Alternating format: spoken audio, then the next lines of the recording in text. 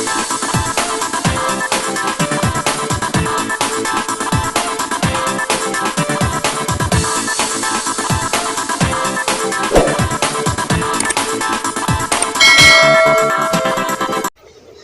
Friends, আসসালামু আলাইকুম। আশা করি সবাই ভালো আছেন। আমি HPBD24 এর পক্ষ থেকে আরিফ হাসান বলছি। তো আপনাদের মাঝে নতুন একটি টিউটোরিয়াল নিয়ে হাজির হলাম। তো দেখেন আপনারা কীভাবে সিলেজ ফান্ডে ইনভেস্টমেন্টকৃত টাকাটা কীভাবে উইথড্র করবেন। হ্যাঁ, সিলেজে টাকাটা কীভাবে আপনারা উইথড্র করবেন সেটা আপনাদের দেখিয়ে দিচ্ছি। চলুন মাইনে চলে গেলাম। মাইনে চলে যাওয়ার পর যে দেখেন মাইনে আসার পর আপনারা দেখবেন যে ফিনান্সিয়াল ফান্ডে চলে যাচ্ছি এখন। এই দেখেন ফিনান্সিয়াল ফান্ডে যাওয়ার পর দেখেন এখানে লেখা আছে কমপ্লিট। হ্যাঁ, আমি 6 তারিখে টাকাটা রাখছিলাম ফিনান্সিয়াল ফান্ডে রাখার পর আমার এখানে আমি 9 তারিখে রেখেছিলাম। আমার তারা 16 তারিখ ডেট দিয়েছিল, 7 দিনের জন্য রেখেছিলাম। 16 তারিখ ডেট দিয়েছিল। তো হচ্ছে আমি এখানে রাখার পর 7 দিন রাখার পর আমার এত টাকা ইন্টারেস্ট হলো 2100 টাকা রাখার পর। তো দেখেন এখন উইথড্র যে অপশনটা দেখতে পাচ্ছেন, এই যে এখানে উপরে লেখা ইনভেস্টমেন্টের সাইডে এই উইথড্র অপশন আপনারা যাবেন। আপনারা দেখেন এই যে উইথড্র অপশন আমি দেখিয়ে দিচ্ছি।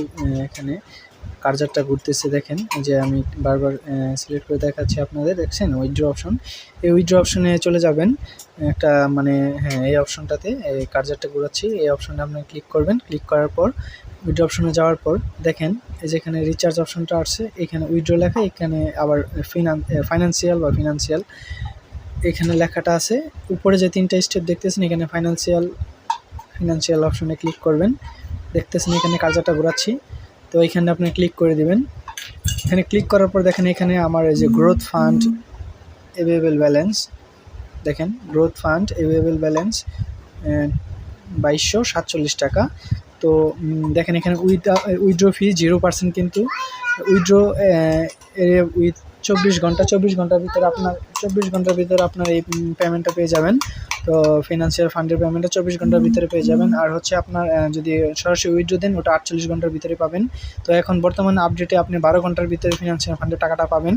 তো এখন দেখেন উইথড্র অপশনে লেখা উইথড্র অ্যামাউন্ট, ফিনান্সিয়ালের উইথড্র অ্যামাউন্ট এখানে বসিয়ে দিবেন। যে পরিমাণ আপনার অ্যামাউন্ট ফাইন্যান্সিয়াল ইনভেস্ট প্লাস আপনার ইস্যু রেখেছিলেন। তো আমি এখন আমার পাসওয়ার্ডটা দিয়ে দিলাম। পাসওয়ার্ডটা দেওয়ার পর আমি 2247 টাকা আমার ফিনান্সিয়াল ফান্ডে ছিল, আমি 2247 টাকা অ্যামাউন্ট বসিয়ে দিলাম। আর ফান্ড পাসওয়ার্ডটা আমি বসিয়ে দিলাম। আপনার যে ফান্ড পাসওয়ার্ডটা দিবেন ওইখানে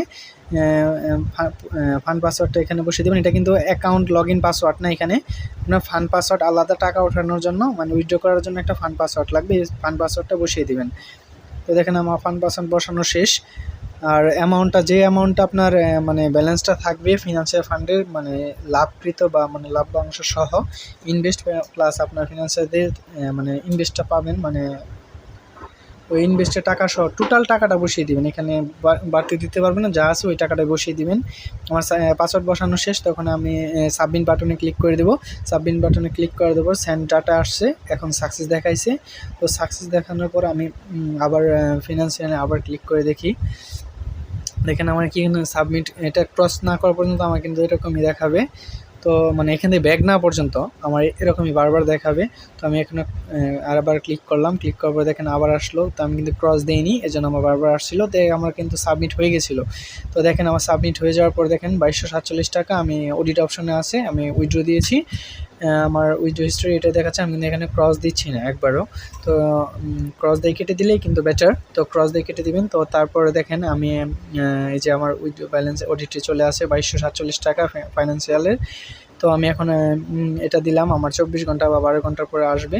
তো এই যে দেখেন 2247 টাকা এখন আমি ক্রস দিয়ে কেটে দিলাম। তো এখন এই টাকাটা অডিটে আছে, আমি রাখলাম। তো আমার এই টাকাটা তারা 24 ঘন্টার ভিতরে টাকাটা দিয়ে দিবে। তো আমি মাইনে চলে গেলাম। মাইনে চলে যাওয়ার পর এই যে পার্সোনাল ইনফরমেশন যাওয়ার পর আপনার যে টিকে লেখা আছে এখানে চলে যাবেন।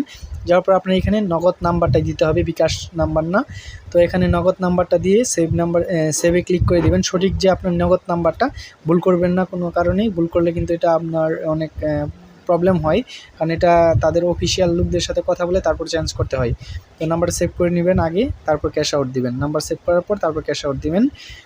তো দেখেন এখানে অরিজিনাল পাসওয়ার্ড আমি আগে ফান্ড পাসওয়ার্ড সেট করে নিয়েছি, এই জন্য আমি অরিজিনাল পাসওয়ার্ডটা চাইছি। তো আপনার প্রথমে আসবে নিউ পাসওয়ার্ড এবং কি কনফার্ম পাসওয়ার্ড। এখানে ফান্ড পাসওয়ার্ডের জায়গায় নিউ পাসওয়ার্ড এবং কি কনফার্ম পাসওয়ার্ডটা দিবেন, মানে যে পাসওয়ার্ডটা মানে আপনার দুইটা পাসওয়ার্ড হিসাবে ওই পাসওয়ার্ড দিয়ে পাসওয়ার্ডটা টুকে রাখবেন। যে পাসওয়ার্ডটা লগ ইনে দেবেন ওই পাসওয়ার্ডটা এখানে দিবেন না। তো দেখেন গাইস, তো আমি উইথড্র অপশনে চলে আসছি।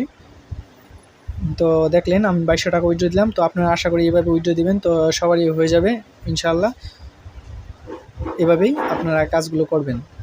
যারা এখন পর্যন্ত আমার চ্যানেলটিকে সাবস্ক্রাইব না করছেন তারা আমার চ্যানেলটি সাবস্ক্রাইব করে দিবেন আর পাশে থাকা বেল আইকনটি বাজিয়ে দিবেন সবার আগে নোটিফিকেশনটি পেতে। যারা এখন পর্যন্ত ভিডিওটি দেখলেন সবাইকে ধন্যবাদ। আসসালামু আলাইকুম। সবাই ভালো থাকবেন, সুস্থ থাকবেন।